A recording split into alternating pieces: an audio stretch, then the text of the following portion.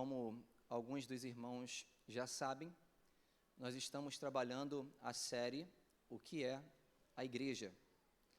Domingo passado, pastor Luiz pregou sobre a Igreja é una, e hoje nós estaremos falando sobre a Igreja que é santa. E para tanto, eu gostaria que os irmãos abrissem as suas Bíblias em Efésios, capítulo 5. Faremos essa leitura de forma uníssona, dos versos 25 ao verso 27.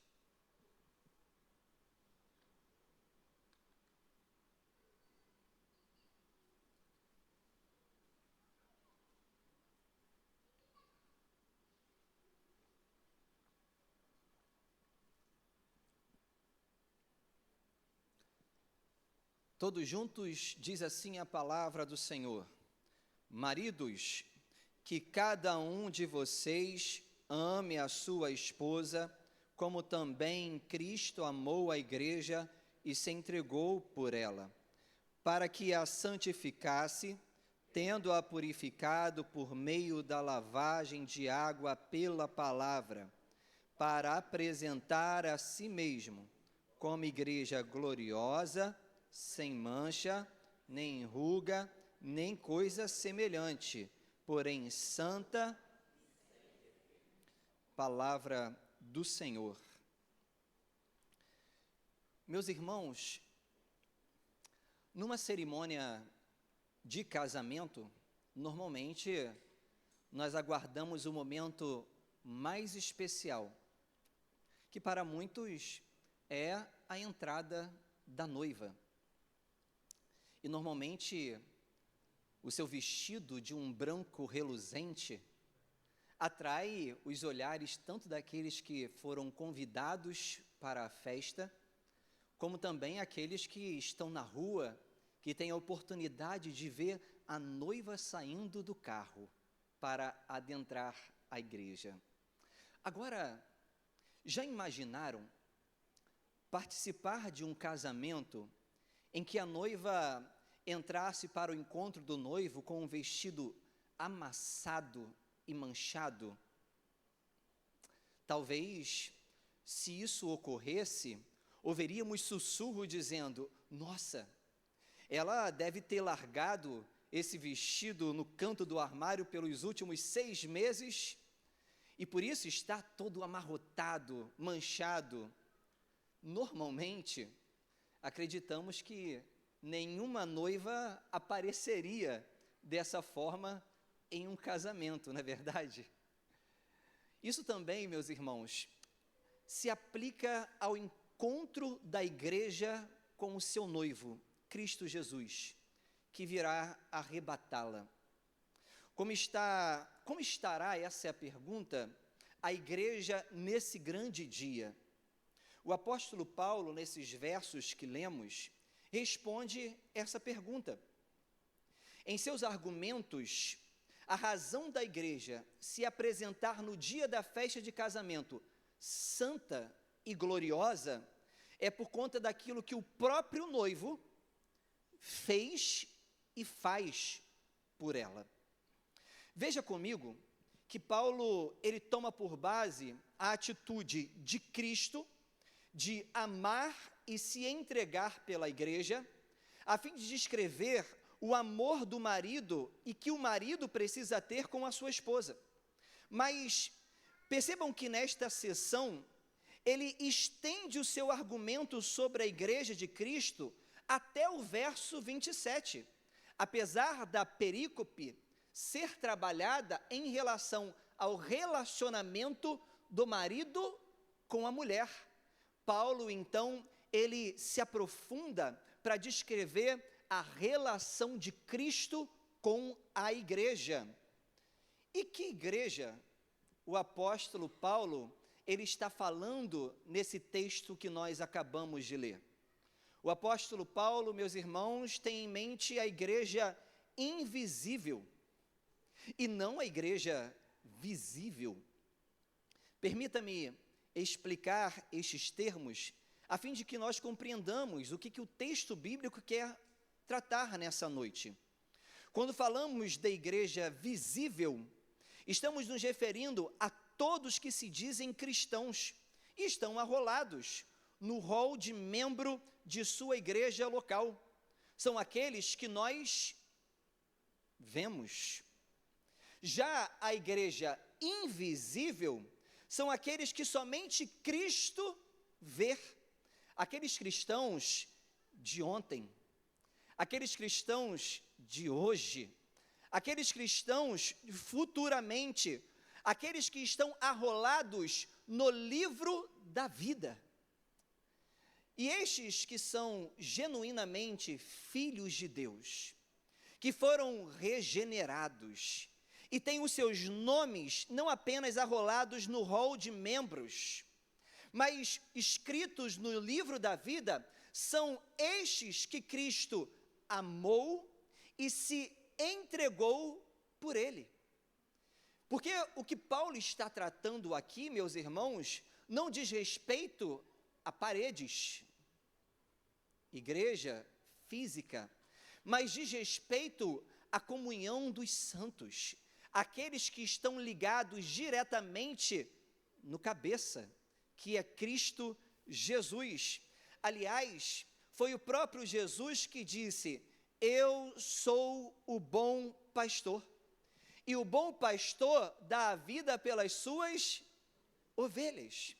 E veja que o apóstolo Paulo, ele está fazendo justamente quando ele se refere ao Cristo que amou e se entregou pela igreja, ele está fazendo uma referência ao Filho de Deus na cruz maldita. É Cristo que ama a igreja, e por amar a igreja, ele também se entregou por ela. E permita-me fazer mais uma pergunta dentro dessa explicação. Qual é o objetivo dessa entrega e desse amor do noivo pela igreja? Nos versos seguintes, a partir do verso 26, o apóstolo Paulo apresenta isso para nós. Ele vai dizer que Cristo amou e se entregou pela igreja para que a santificasse, tendo-a purificado por meio da lavagem de água pela palavra. Ou seja, a morte do santo e imaculado na cruz do Calvário tem como objetivo a substituição do condenado e do maculado. O Cristo que é santo e que não tem mancha, mácula alguma, algum tipo de pecado, ele morre na cruz do Calvário para substituir aquele que é condenado e aquele que tem mancha, que está sujo. Lembremos que a morte de Cristo tem o objetivo de apaziguar, meus irmãos, a ira de Deus Pai em relação à humanidade, que por meio dos nossos primeiros pais, Adão e Eva, eles quebraram a aliança com Deus, e diante disso, como diz a Bíblia, todos pecaram, e destituídos foram da glória de Deus, porque Adão e Eva eram nossos representantes federais, eles representavam toda a humanidade. Diante disso, todos estão marcados pelo pecado, contaminados. No entanto, por meio da morte de Cristo, a justiça do santo agora é imputada sobre o pecador, sobre o sujo. O sujo se torna limpo diante dos olhos de Deus, por meio da morte e sangue de Cristo derramado na cruz do Calvário.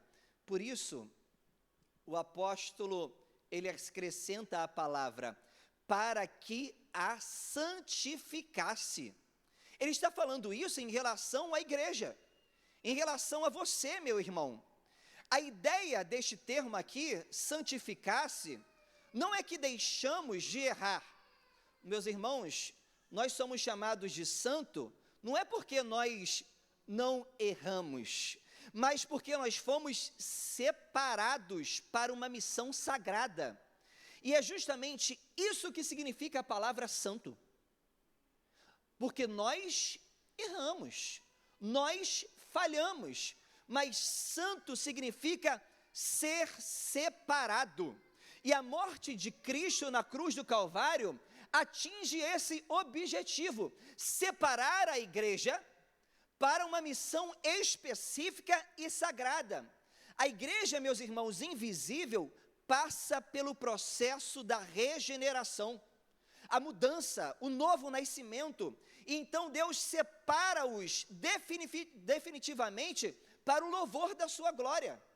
Como diz o comentarista bíblico chamado William Hendrickson, diz que quando o significado do batismo é explicado, entendido e aplicado pelo prisma da operação do Espírito Santo às mentes e corações daqueles que são batizados, sem dúvida, que isso ocorre ao longo de toda a vida, o propósito da morte de Cristo é consumado, e os crentes são santificados e purificados. Meus irmãos, ser batizado com o Espírito Santo é ser selado pela obra de Cristo, é ser separado do mundo, é estar marcado por uma graça que alcança somente aquele que Cristo escolheu desde toda a eternidade. No verso 27, o apóstolo Paulo então continua o seu argumento, dizendo que a morte de Cristo também tem um objetivo. Ele diz, para apresentar a si mesmo como igreja gloriosa, sem mancha, nem ruga, nem coisa semelhante, porém santa e sem defeito. Para que compreenda a passagem em foco que nós estamos trabalhando, meus irmãos, nós precisamos lembrar de um costume antigo dentro da festividade de casamento naqueles dias. Os irmãos devem se lembrar que o casamento na cultura judaica havia necessariamente o compromisso. E isso era considerado um ato mais sério do que o noivado nos dias de hoje. Os votos do matrimônio, eles eram pronunciados e aceitos na presença de testemunhas, e a bênção de Deus era invocada sobre a união daqueles noivos. A partir desse dia, o noivo e a noiva são legalmente esposo e esposa. Fato este que aconteceu com Maria e José, a mãe de Jesus. Eles, sem mesmo terem participado ainda do casamento, eles já haviam sido prometidos um ao outro, e isso já era o compromisso, e era já um compromisso que se dava como se fosse o casamento propriamente dito. Caso um deles viesse a morrer após ter feito o compromisso, inclusive aquele que estava agora vivo, era considerado viúvo, mesmo sem ter desfrutado da festa de casamento. Meus irmãos, em seguida, então, vinha o intervalo entre o compromisso e a festa nupcial. O noivo podia escolher esse período para efetuar o pagamento do dote ao pai da noiva, caso ainda não tivesse feito. E então vinha a preparação e a procissão, o prelúdio da festa nupcial. Os irmãos hão de se lembrar da parábola que Jesus conta da noiva, né, que estava aguardando o noivo chegar. E ela estava já se preparando para aquele momento. E as virgens, as damas, estavam com as suas lamparinas acesas. E quando ouviu-se a voz, eis o noivo, o que aconteceu? Algumas daquelas damas estavam com as suas lamparinas e com azeite em reserva, outras estavam sem azeite em reserva. Por isso são consideradas prudentes e imprudentes. E tudo isso estava marcando a cerimônia do casamento.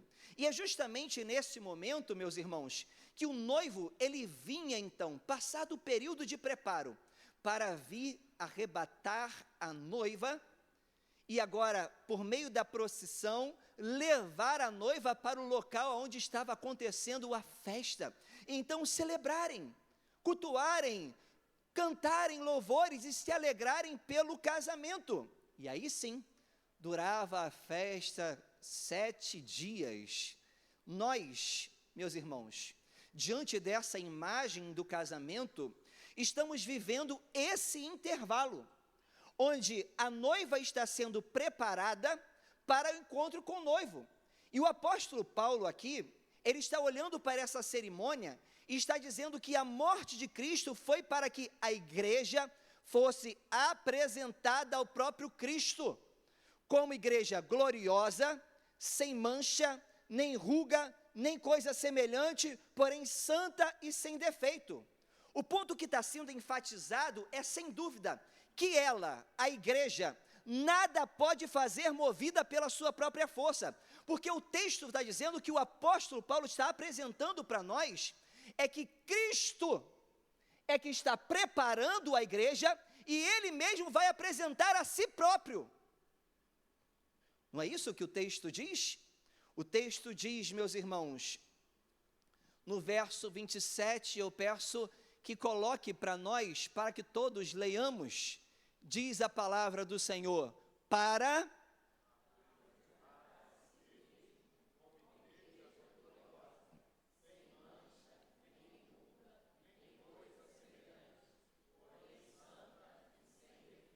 perceba que não é o esforço da noiva em se preparar para estar com um vestido branco e reluzente dentro desse aspecto aqui propriamente dito, mas é por aquilo que Cristo fez na cruz do Calvário. E diante desse aspecto, o Cristo, mediante a sua obra vicária, substitutiva, é que prepara a igreja dentro desse processo, ora de justificação, mas também de santificação. E aí a santificação é um processo sinérgico, aonde nós temos também responsabilidades quanto a isso, mas o fato que está sendo apresentado aqui é que isso não é exclusivamente só da igreja, porque é Cristo que está preparando ela mesma para ser apresentada a si próprio, sem defeito, sem mancha, mas santa e irrepreensível. Perceba, meus irmãos, que a beleza da igreja está vinculada não a ela mesma, mas está vinculada ao noivo. Por isso, no dia da apresentação, ela vai estar plena e gloriosa. O esposo, graças ao seu grande amor e pela esposa, irá apresentar a si mesmo a igreja santa e imaculada.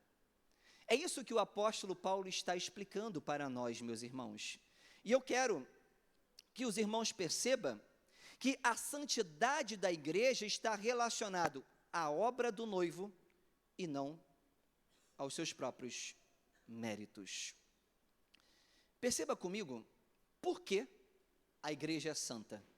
Primeiro, meus irmãos, a igreja é santa porque o noivo amou e se entregou por ela. É isso que diz o verso 25. O verso 25 diz: maridos, que a cada um de vocês ame a sua esposa, como também Cristo amou a igreja e se entregou por ela. Precisamos lembrar, novamente, que todos nós, por conta do pecado dos nossos primeiros pais, nós estávamos destinados à morte eterna, separados de Deus. Para que fôssemos salvos deste fim, Cristo precisou se entregar, meus irmãos. E por meio da morte de Cristo, essa justiça do santo, alguém que não tem pecado, agora é imputada sobre o pecador. O sujo se torna limpo diante dos olhos de Deus. E por isso, meus irmãos, mediante aquilo que Cristo fez, é que nós somos separados. Meus irmãos, perceba que, primeiro, o amor de Cristo é um amor eterno. O livro de Apocalipse, em seu capítulo 13, verso 8, ele vai dizer que o Cordeiro que foi morto desde a fundação do mundo. Meus irmãos, antes mesmo do mundo existir, a obra de substituição já estava dentro dos decretos de Deus. E o amor, dentro dessa relação trinitária, que é de geração a geração, ou de eternidade a eternidade, já estava designado em relação àquilo que a igreja e o que Deus já tinha planejado para a igreja. O amor de Cristo, meus irmãos, é eterno, mas também o amor de Cristo é um amor ativo, porque o texto bíblico diz: nós amamos porque Ele nos amou primeiro. Essa relação do amor não é proveniente de nós mesmos, mas é porque Cristo nos amou e nos encontrou quando nós estávamos condenados e destinados ao inferno, que então podemos amar. Mas perceba também que o amor de Cristo é um amor sacrificial, pois o texto que nós lemos vai dizer que este Cristo, Ele amou a igreja, e também se entregou na cruz maldita. Ele suportou a cólera divina que estava para ser derramada sobre a tua vida, sobre a minha vida. O santo morre na cruz para te substituir. E aí, a justiça pura e santa de Deus, que é imputada sobre a vida daquele que está marcado pelo pecado, e tem a sua justiça, como diz o profeta Isaías, como trapos de imundícia. Meus irmãos, perceba que a igreja só é santa, porque primeiro, o santo se entrega e morre pela igreja. Mas veja ainda comigo, que a igreja ela é santa, porque o noivo, através da sua morte, a separou. Porque o verso 26 vai dizer que ele se entregou e morreu para santificar a igreja, tendo-a no passado purificado por meio da lavagem de água pela palavra. E como diz aqui William Hendrickson, ele aponta que Cristo amou a igreja e a si mesmo se deu por ela, para santificá-la, separando-a para Deus e para o seu serviço. A ideia, meus irmãos, da palavra santo, como eu disse, não é aquilo que nós temos dentro do nosso cotidiano. Alguém que não tem nenhuma mancha, alguém que não tem nenhum defeito. Santo, no original da palavra, no kadosh, no hebraico, significa separado. Existe um mundo, mas dentre todos desse mundo, Deus escolheu algumas pessoas e separou para a glória do nome dEle, que é a igreja. E então, meus irmãos, nós começamos a perceber, à luz do que a Bíblia diz, inclusive no Antigo Testamento, Deus por diversas vezes deu a ordem dizendo: você é meu povo, e eu não quero que vocês se contaminem com outros povos. Vocês precisam obedecer os meus estatutos. Inclusive ele disse: sede santo, como eu sou santo. O apóstolo Paulo, escrevendo aos Romanos, ele disse: rogo-vos, pois, irmãos, pelas misericórdias de Deus, que apresenteis o vosso corpo por sacrifício vivo, santo e agradável a Deus, que é o vosso culto racional, e não vos conformeis com este século, mas transformai-vos pela renovação da vossa mente, para que experimenteis qual seja a boa, agradável e perfeita vontade de Deus.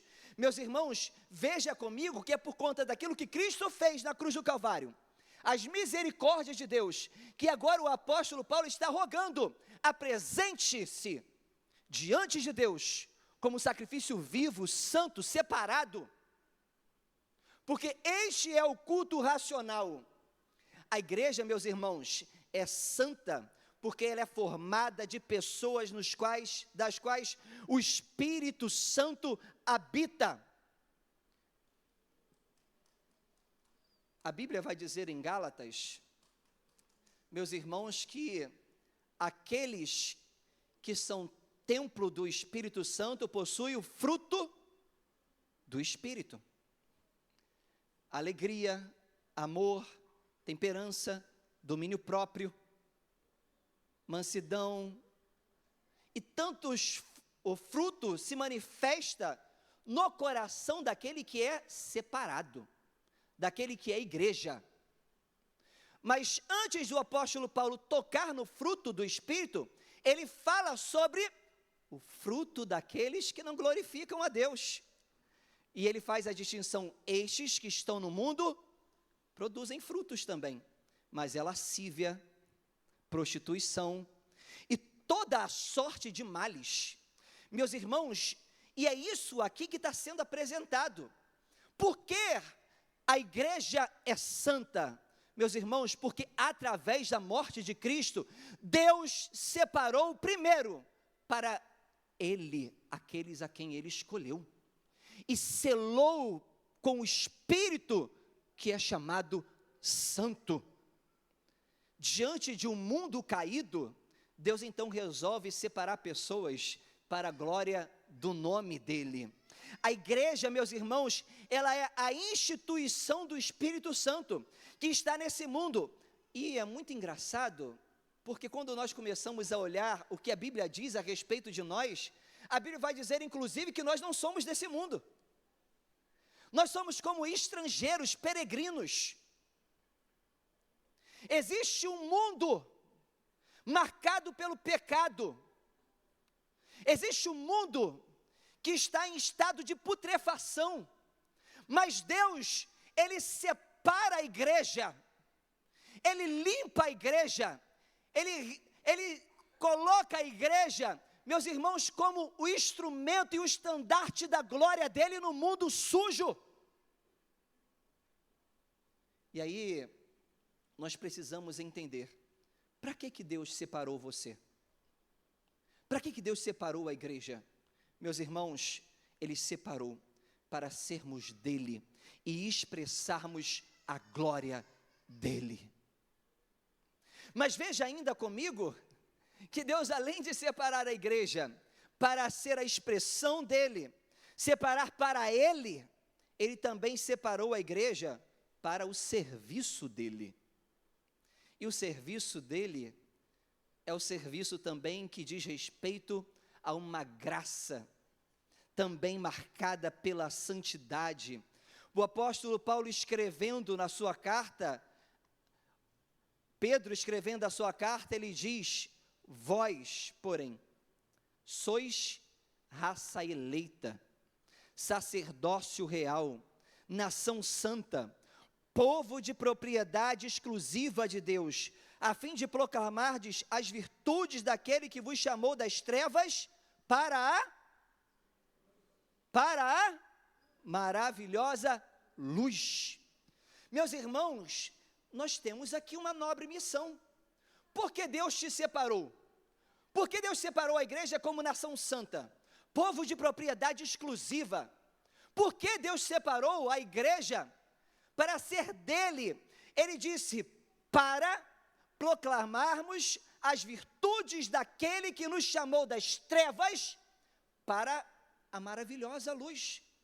Perceba que dentro desse mundo, Deus estabeleceu a igreja como uma agência da proclamação da verdade. Por isso a igreja não se contamina. Pelo menos não deve se contaminar. Por isso a igreja precisa refletir o caráter santo do Deus que chama que é santo. Por isso a igreja é o baluarte da verdade. Enquanto muitas instituições nascem, cresce e cai, a igreja foi estabelecida por Deus. E Ele disse que mesmo diante de todas e quaisquer perseguição, inclusive de Satanás, ele diz: a porta do inferno não há de prevalecer contra ela. Meus irmãos, ninguém pode resistir à igreja, porque a igreja, ela não está fundamentada sobre as suas próprias verdades, mas ela está, ou sobre a verdade que o homem coloca, mas ela está fundamentada sobre a verdade de Cristo. E aí, a igreja, com caráter santo, ela é perseguida pelo mundo caído. Querem impor, às vezes, que a igreja se misture, fazendo-se amalgamar com algumas instituições que não têm o seu caráter santo. E a igreja não se dobra a isso. Querem, inclusive, perseguir a igreja por conta da verdade que é estabelecida na palavra do Senhor, no que diz respeito às questões morais.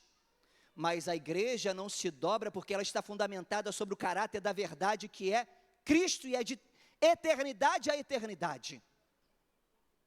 Alguns querem perseguir, afrontar, até tentar fechar a igreja. Meus irmãos, mas a igreja não abaixa a régua e prega a verdade em todo e qualquer tempo. Em diversos momentos na história, diz o louvor que nós cantamos recentemente aqui na igreja, que tentaram se levantar contra a igreja, inclusive lançar no Coliseu leões, ursos, gladiadores para matarem os cristãos, mas eles morreram a fio da espada, mantendo-se firmes na verdade que apresenta o caráter santo do Deus que chamou a igreja. Por que a igreja é santa, meus irmãos? Porque a igreja, ela não dialoga com questões políticas e partidárias. Por que a igreja é santa? Porque a igreja não dialoga com questões de cunho homoafetivos e em tantas outras coisas que nós vemos dentro de uma geração corrompida e marcada pelo pecado. A igreja é santa porque o diálogo dela é um diálogo com a verdade daquele que chama que é santo.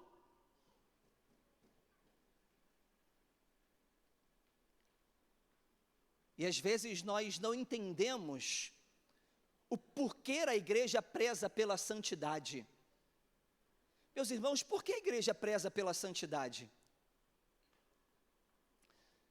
Porque a Bíblia diz que um pouco de fermento leveda toda a massa. E por isso a igreja caminha olhando para o Cristo que é santo. E não deve tolerar a prática e a vivência demasiada entregue dentro da igreja. E veja ainda comigo, meus irmãos, que a igreja, ela é santa. Primeiro, porque Deus chamou para ele. Segundo, porque ele chamou a igreja para uma nobre missão. E ele disse para a igreja: vós sois o sal da terra e a luz do mundo. Nós somos chamados diante desse mundo que está caído para sermos destaque pela moralidade, pela santidade que está revelada em Cristo Jesus. Mas veja ainda comigo, meus irmãos, que a igreja ela é santa porque ela é purificada pelo noivo.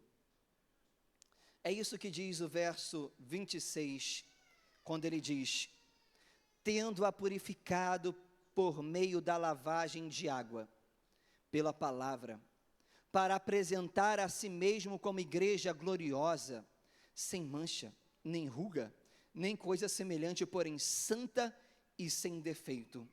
Veja que o texto aqui encontra-se no passado, está dizendo, tendo-a purificada. A igreja, ela foi purificada na cruz de Cristo. Alguns apontam que a lavagem de água pela palavra está relacionada ao batismo.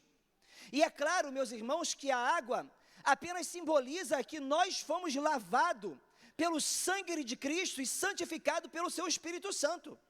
Antes, nós estávamos marcados pelo pecado e vivíamos demasiadamente entregues a esse pecado. Mas agora, quando Cristo redime a igreja, nós pecamos ainda, mas não somos mais escravos do mesmo. O pecado, ele deve ser um acidente nas nossas vidas e não uma prática. E é interessante a gente pensar isso. Como foi dito anteriormente, na cruz, a justiça do santo, ela é imputada sobre o pecador. Cristo, ele cravou na cruz o escrito de dívida que constava sobre a igreja dele. E por isso o apóstolo Paulo ele vai dizer, não há mais condenação para aqueles que estão em Cristo Jesus. Ninguém pode apontar o passado da igreja, o seu passado, e dizer, mas você fazia isso, você fazia aquilo, porque de fato aquele que está em Cristo, meus irmãos, não há condenação sobre ele. Foi um ato forense. No tribunal de Cristo, Deus declarou o seu nome e te disse, esse é meu. E nem mesmo Satanás pode apontá-lo, porque é a justiça de Cristo que está imputada sobre a sua vida, meus irmãos, mesmo que pequemos. No entanto, a gente precisa inclusive ver o que o profeta Isaías disse. Ele disse no seu capítulo 1, verso 18, eu peço que coloque no telão, para que todos leiamos junto e entendamos o caráter desse Deus que também opera na vida da igreja. Isaías, capítulo 1, verso 18, diz assim a palavra do Senhor. 1, 2, 3, o Senhor diz, venham, pois, e vamos discutir a questão, ainda que os pecados de vocês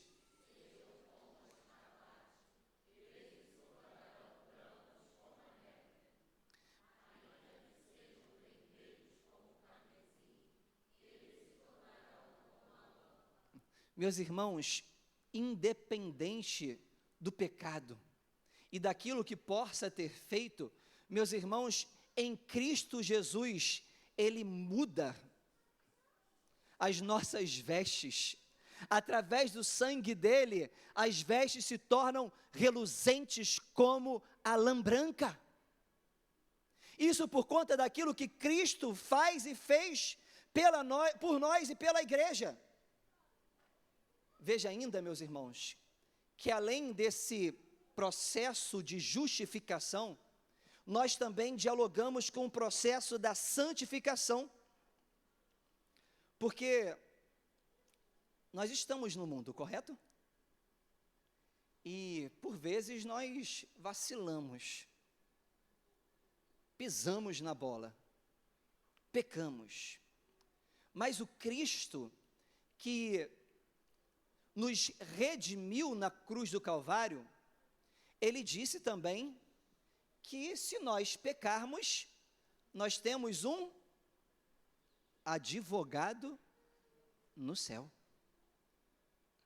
Meus irmãos, e isso é tremendo, porque ainda que nós estamos aqui e não temos ainda o processo da glorificação, por dialogarmos com esse mundo e pecarmos muitas vezes, o pecado sim gera consequências.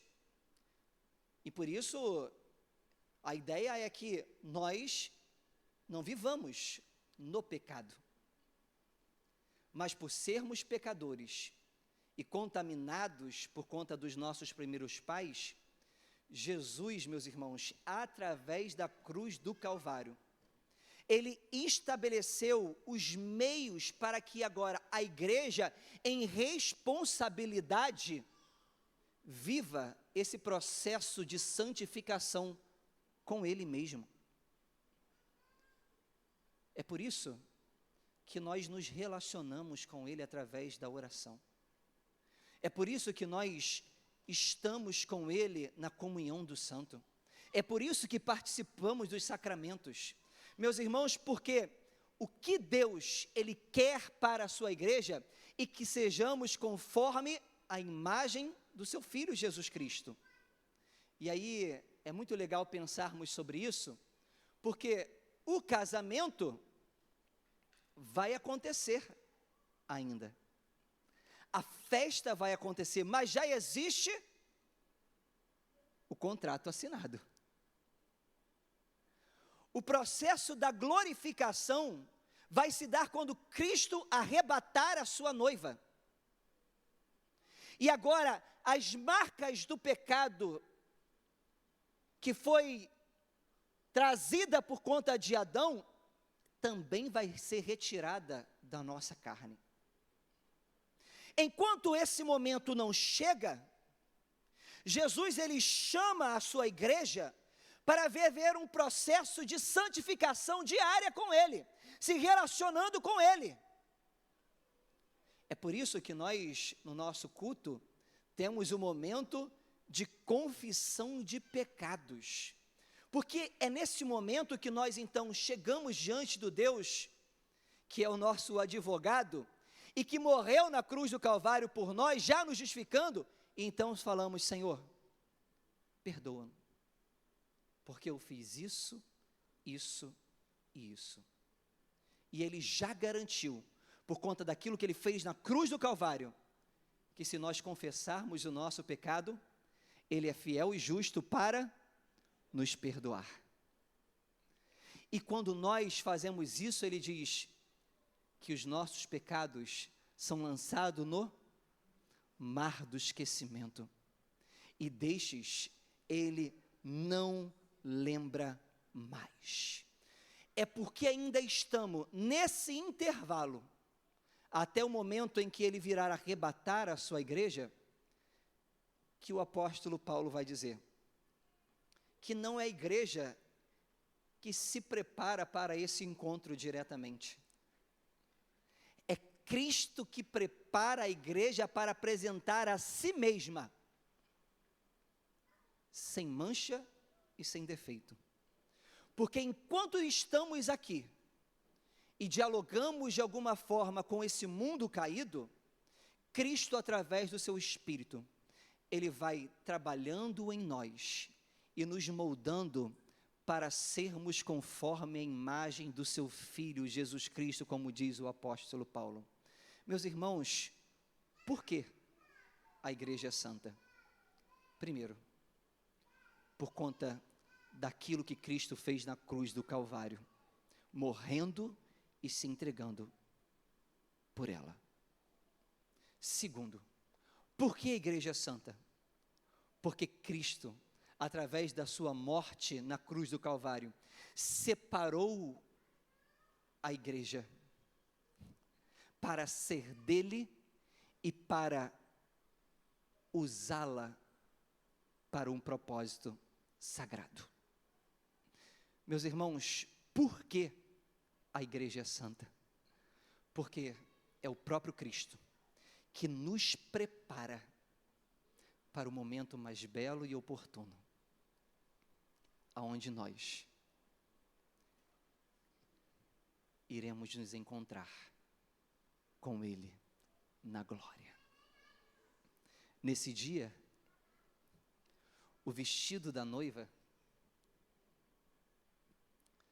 não estará manchado, não estará marcado, como se tivesse esquecido o vestido há 6 meses atrás do armário, e agora, no momento da cerimônia, colocássemos para entrar sem o cuidado que deveria ser dado a esse vestido. Ao contrário disso, meus irmãos, é porque Cristo cuida do vestido da noiva. É porque Cristo zela pela noiva. É porque Cristo separa a noiva do mundo marcado pelo pecado e está moldando ela para apresentar a si mesmo, sem mancha, sem defeito, mas gloriosa diante de Deus Pai. Por quê? A igreja é santa. Porque é Cristo que faz todo esse processo, meus irmãos. Foi Ele quem te justificou na cruz do Calvário. E é por meio da obra dele que nós vivemos a santificação. E nos deu a verdade. Através dessa verdade, meus irmãos, a Bíblia diz: todas as coisas vão passar, não é isso?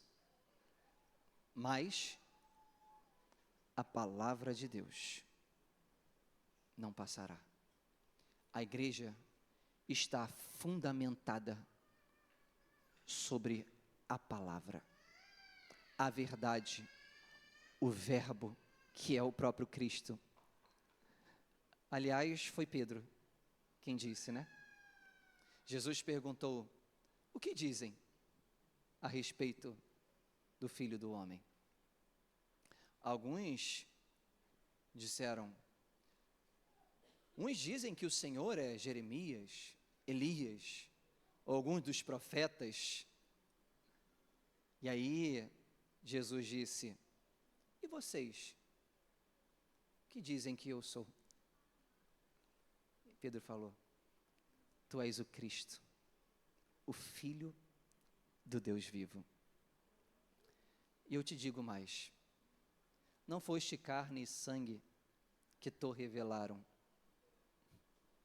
mas o meu Pai que estás no céu. E eu te digo, Pedro, tu és uma rocha, e sobre essa rocha eu edificarei a minha igreja. Não sobre Pedro, mas sobre aquele que deu a revelação a Pedro. E a porta do inferno não há de prevalecer contra ela. Foi Pedro, na sua carta, que disse que Jesus, ele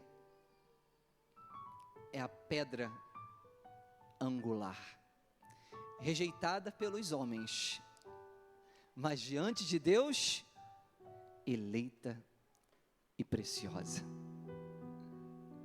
A igreja é santa porque está diante do Deus que é santo. Igreja é isso, meus irmãos.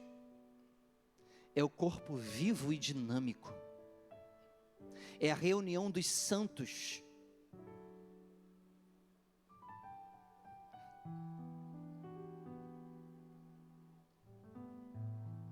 A igreja não é parede. A igreja é a engrenagem funcionando. Pessoas que pecam. Pessoas que têm falhas. Pessoas que vacilam muitas e muitas vezes. Mas não é porque você vacila. Não é por conta dos seus méritos. Meus irmãos, é por conta daquilo que Cristo é, por aquilo que Cristo fez e faz na vida da igreja, que a igreja é santa, é separada para o louvor da glória de Cristo. E por isso, nós como igreja, devemos refletir a glória e a beleza do Cristo que é santo. Feche seus olhos. Faça sua oração nesse momento.